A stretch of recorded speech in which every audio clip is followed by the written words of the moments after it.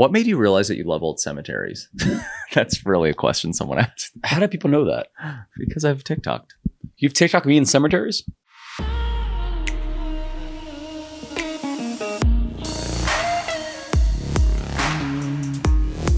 I've got to tell you something. Take me off speaker. We're back with another episode of Take Me Off Speaker with my very, very, very special guest. Distinguished guest, Jeremy Batoff. Jeremy, thank you for being here today. You didn't have a choice. No, it's a pleasure to be here. It's a pleasure to be in my presence. Yes. Cheers. Is that right? Cheers. Cheers to that. Cheers. We just got off the beach, so we're in our beach attire, wearing bathing suits and a hoodie, because Jeremy likes to keep this house. Yes. It feels like an icebox. You could literally hang meat in this house. It is. I like it better cold than hot. Well, I don't mind it to be like comfortable, like a 70 degrees. Jeremy keeps it down to 66. So. Well, especially when you're going to sleep. I like to be super cold and then the bed is nice and cozy. No, I can appreciate that.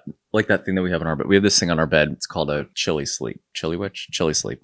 And you can control both sides of the bed. So I like, that's weird though, because I like to have my side down to like 60 degrees and Jeremy likes it warmer than my side, but he likes being freezing when he sleeps. No, So I like the air in the room being cold and the bed itself being warm. And so you do it opposite. You do it wrong. You're not doing it right. Yeah, no, I You guess make that, the that inside makes of it. sense. So you don't know this, but I asked people on TikTok to send in their questions for you. Oh. You'd be surprised to know how many soup questions I got. I mean, I'm not a soup expert by any means. I just really like soup and I know what I like. I'm not Can an you expert. pull your shorts down just like slightly a little bit, because I'm getting a full eyeful and I'm afraid that our Pull viewer them down? just fix your shorts, please. Okay.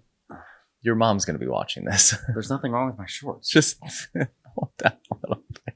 Okay. Didn't I give those to you? No, they gave these to me to post something like That's 2 rare. summers ago. Jeremy gets a lot of my hand-me-downs. That's like the one perk. I don't always use every single thing that like a brand will send me, unless it's alcohol or skincare. But like I only have so many outfits that I could possibly wear. There's only so much you can drink, so some of it you have to give to me. He likes the alcohol. So I sent out a TikTok video. You put it out into the space. I put it out into the space and I asked my followers to send in questions. The majority were soup related. And as much as I would love to only talk about soup on this podcast, I have an idea. How about in the fall, when it gets a little chilly out, we can do a different soup per podcast, and we can talk about making it, although I don't know how to make soup. Talk about like its ingredients, its taste, what it pairs well with, pair it with wine. Wouldn't that be fun in the fall? I could not think of anything I would rather do. And maybe than like that. talk about its origins, like why certain soups became where they're from, whether leftover stock or whatever it might be, like where they ate them, why New England clam chowder is New England clam chowder. Like I think that would actually be really fun. I think your viewers would like that. I think they would love that. We'll table that for the fall. We'll circle back to that. Okay. Let's start with something like light and fun. What do you think is the most toxic thing about gay culture? What? I don't even know what that means. I'm kidding. No, but really, I want to start with something light and fun. We already talked about how we met in the last episode. We don't have to cover that again. It was a long story. It's been a long marriage, so. It has been it's only been 3 years. Oh, well. Relationship. I mean, long relationship. It's been a long relationship. It hasn't been that long of a marriage. Yeah. What is your favorite history fact? That is ridiculous. That is a Why? ridiculous question. No, what's your favorite history fact? I feel like it's like an endless supply of history. Yesterday I brought up that it was so cold here compared to New York, and you gave me a whole spiel about why the Quakers used to come here in the... That's just general knowledge. Okay. That's like not a fact. That's general knowledge. That was a fact, unless you made it up. No, everyone knows that. Okay, just tell me... Just throw out one history fact that you like. Gosh. Someone asked. I mean, that's like me saying to you, what's your favorite pair of shoes? Oh, you like them all. You like all the history facts. It's just like, that's so open-ended. I mean... Okay, what's your favorite American history fact? I mean, obviously, like every other Joe Schmo out there, I like a lot of the Titanic history. That was interesting. Oh, you love I the Titanic. really, growing up, I really like the Civil War history. I know I'm not unique in that part. Yeah. I like the early 1800s. It's not history, but time period. If you Thomas go back Jefferson. in time and like live your life as like one of those women with hoop skirts and a husband with like the long mutton chop sideburns, would you do that? I mean, for a little bit, not too long. Like Well, you would, first of all, you didn't live that long back then. But yeah. you would Imagine being here in Nantucket, walking around in 1825. That would be awesome. you would fail out of that so fast, because the second you had to take a shit and realize you would have to shit into a hole, you'd Eric, be like, you didn't know any better then. You didn't know any better. That's literally my point. Like, yeah. So if you don't know any better, it's all you know. People One day smelled- people are going to come. One day people are look back at stuff we do now and be like, "That is bizarre." I know. I had a Palm Pilot when I was a kid, No. They're going to say stuff and we a do. George Foreman grill. They're going to say stuff that we do is like just so antiquated and bizarre. Like you might say shitting in an outhouse now is weird to us. They're going to look at us and be like, those people did what? They did this. So They posted 1-minute videos on an app, and what was that one when you first started? Was it Vine or something? When you first started posting videos? I was never on Vine. Okay, so you would go back and you would live in a hoop skirt in a 1-bedroom. I still haven't log answered your cabin. question Oh. about my favorite history fact. Okay, well, we can circle back to that one maybe when we circle back to the soup. But Okay. Titanic facts you do like.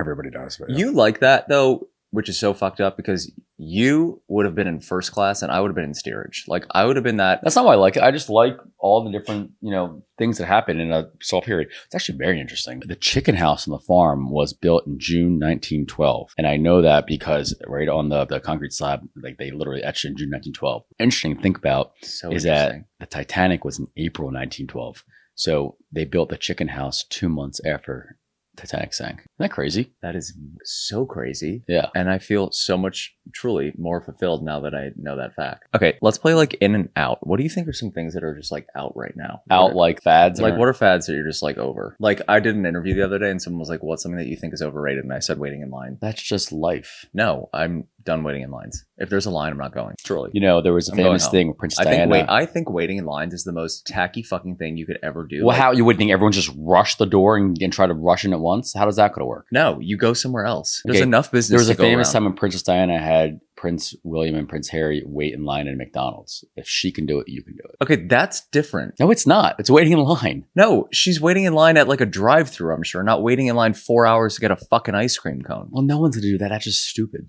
Have you seen Juice Bar or whatever it's called here?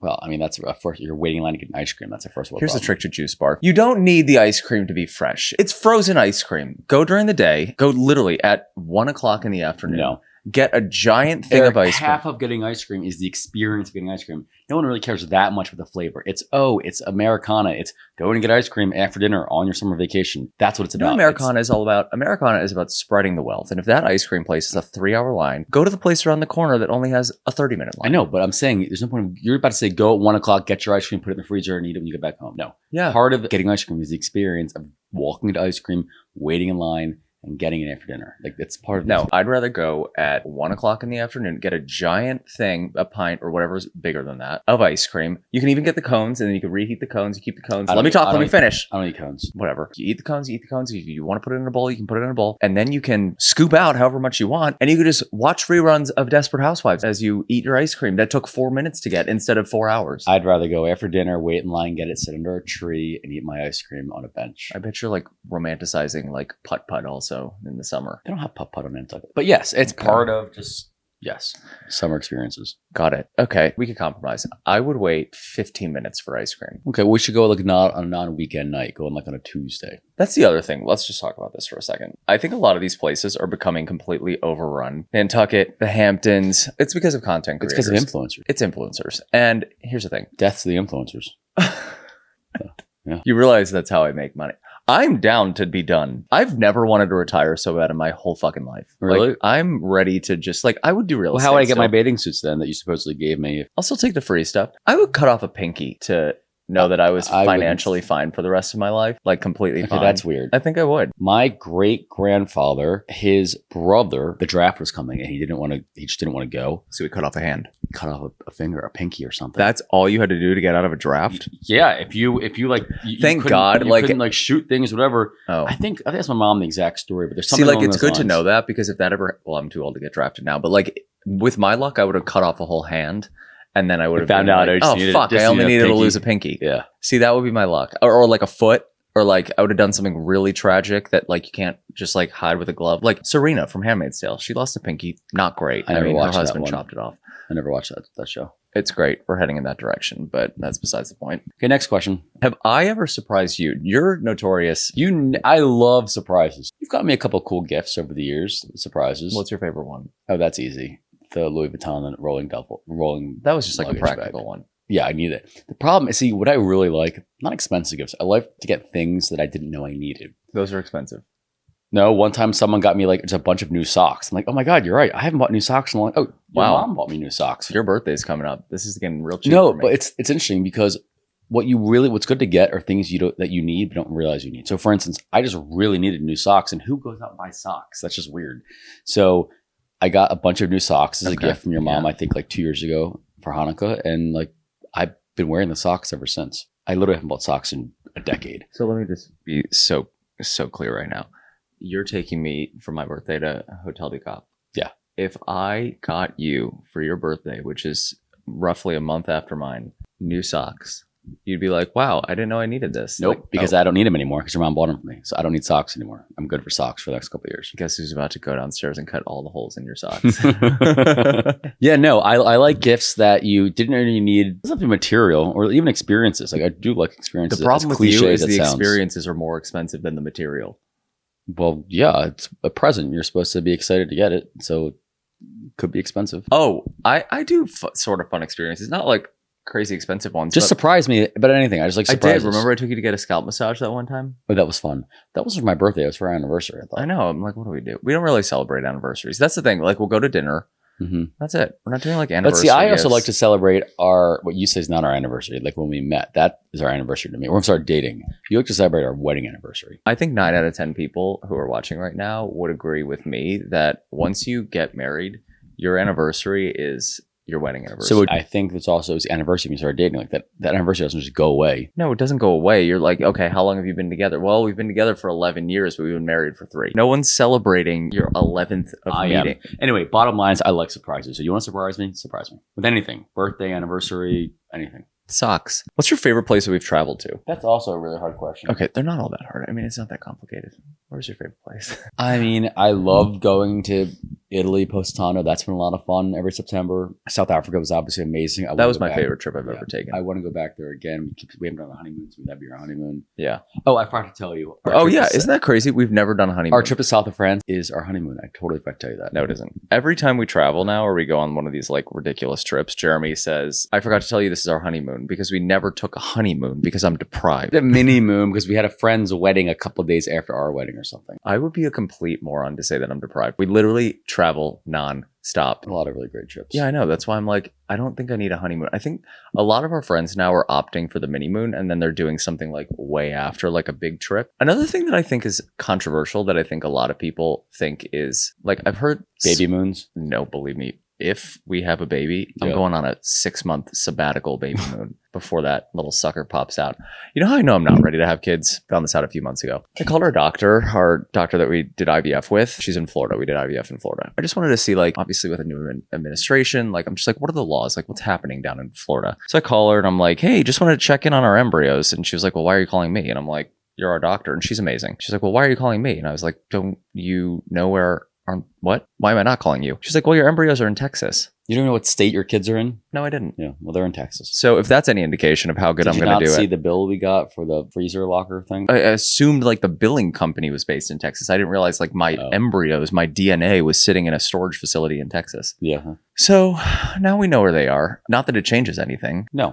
So favorite trip, we will both say, I think South Africa was both of our South Africa was favorite trips. amazing. Something about almost getting into like a stampede with an elephant, That was looking really directly in fun. your eyes. Also, not just the safari part, like just going back and seeing where your mom grew up. No, that was I think like, that was sick. really That was cool. really cool. I mean, it's places you hear about your whole life and you finally get a chance to see them. I love when we went to Bali. I think that was really cool. That was crazy. We went to this place. Oh my God. Jeremy Sumba Island. went balls to the wall. We were at an event and Jeremy got drunk. No, it was for charity. Okay, let me tell it. Don't interrupt. So we're at this charity event. They were raising money for like HIV/AIDS research, and there's just an auction, and Jeremy's drunk, and like that's their goal, by the way. They want to get you wasted before, so like everyone's wasted at this thing, and Jeremy's like raising his paddle for this trip. He was like, "Oh my God, I've never been to St. Bart's. Like I really want to go to St. So excited for St. Bart's. So excited for St. Bart's, and he's bidding and bidding, thinking, you know, this is a trip to St. Bart's. And Sonia Morgan is the sober one at the table. So that's how you know how drunk Jeremy was. Well, she wasn't sober. Sonia was just sitting next to me and said, Jeremy, don't forget, you still have to get the flights. And Sonia likes to have a good time. Sonia likes to have a good time, that girl. So, you know, when Sonia is like the voice of reason amongst a group of like 8 gay guys, something's off. So Sonia's like, well, you know, you still have to get the flights. And Jeremy's like, flights to St. Bart's, like, that's not that crazy. It's and not that far. literally as like the guy is... No, Sonia said, This is not the trip to St. Bart's. That's the next auction. That's the next one. You're bidding on a trip to Indonesia, and like literally within a second, Sonia says that, and the guy was like, sold to the man at table 7, and the man at table 7 was Jeremy. So we ended up going to Bali, which was honestly one of the coolest trips ever. Our friends went with us. It was right before Travel and Leisure ranked like the #1 resort in the world. No, it was ranked the #1 resort in the world that year and the following year. Right, 2 years in a row. But the auction happened before that. And I guarantee you that already happened. It would have been even double the price. Yeah, it was crazy. You got a steal on it. And technically a write-off because it went to charity. So. Yeah, great cause. Great cause. It was a fun trip. Oh my God, it was so much fun. So that was a cool trip. Honestly, we should start a travel log of every place we go so we can remember every place we go. Wouldn't that be so wild if I did that on Instagram? Yeah, you should do that. That way we remember every place we go, all different places. What made you realize that you love old cemeteries? That's really a question someone asked. How do people know that? Because I've TikToked. You've TikToked me in cemeteries? I think I TikToked you about it. Talking about an old cemetery. I love history. I love cemeteries. I just like going through, reading the headstones, seeing people's lives. Like, oh, people live short lives at this point in time. People live long lives. People, I like seeing the names. Aren't you like a little anxious? You're like, I have eternity to spend in this place. You learn a lot from a cemetery. I think, especially going to local cemeteries, you see certain families where the whole family is in one section. Yeah. You see a lot of times if they were in the Revolutionary War or if they were in World War II or whatever, it'll say that on the tombstones. Yeah. I just think it's very interesting. There's so much to learn from cemeteries. And a lot of times, if you're ever tracing family history, that's where you go. You go to the cemeteries to find out people's like full names and birth dates and everything else. I mean, one of the coolest things I thought when we were in South Africa was we went to some cemetery where like your great grandparents were buried. That's cool. That's kind of cool. On the count of 3, let's say where we want to be buried. Ready? 1, 2, 3. South of France. Okay. Well, have fun in Baltimore. We don't have any family buried in South France. I don't care. I don't care. I want to spend the rest of my eternity in the south of France. Preferably near Cannes is fun. I think that there are a lot of fun beach clubs someone could scatter my ashes over.